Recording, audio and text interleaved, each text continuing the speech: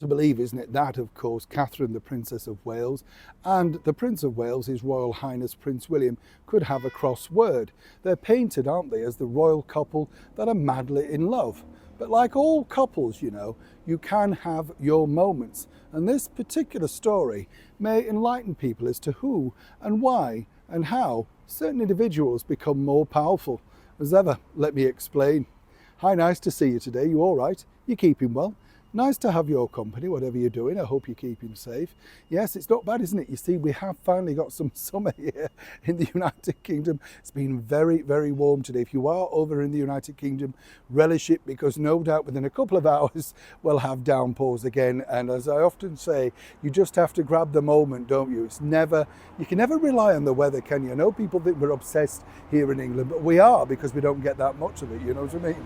Now, let me explain this particular story. It's a couple of bits I wanted to share with you regarding the Prince of Wales. There's a story flying around about the fact that he doesn't want to reveal his tax, how much tax he's paying. Let me explain this. It's not about that, actually. Again, the media's got this wrong. This is about the money from the Duchy of Cornwall. It's a private fund. He doesn't need to reveal that. Other funds he can, because they're part of course of the public domain. Many people are saying, yes, but when King Charles was the Prince of Wales, he did. Well, that was his prerogative, and this is Prince William's prerogative. He doesn't have to share those tax details. One thing though that apparently I have to share with you that did cause a bit of consternation between Catherine and William was this.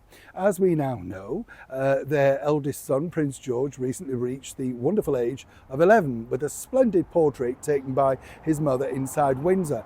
I truly believe she is a good photographer. Whatever people want to criticize, can you take a better picture? I don't know how she does it, but she manages to get the perfect picture, and it's not easy with children, is it?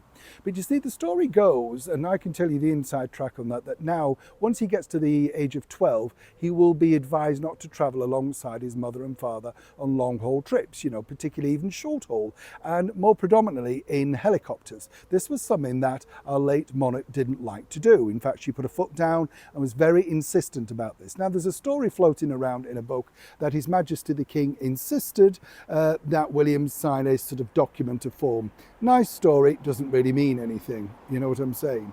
The true story was really this, that apparently William felt that this, of course, he didn't want to do, because he wanted the family to travel together. He thought this gave them a more unity public image.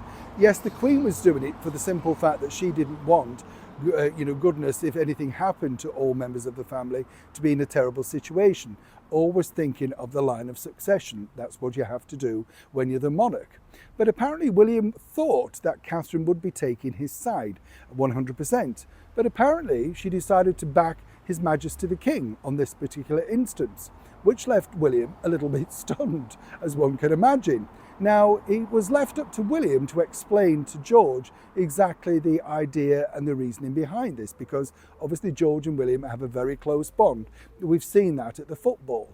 Now, I don't know about you, but I think this was a very clever move by Catherine in order to make George and William basically understand the reasoning behind what our late monarch was trying to do. And apparently His Majesty the King truly gets on incredibly well, as we all know, with Catherine, and was absolutely thrilled that she decided to take his advice. It's not a fight, it's not nastiness or anything like that, but stubbornness can come into these things.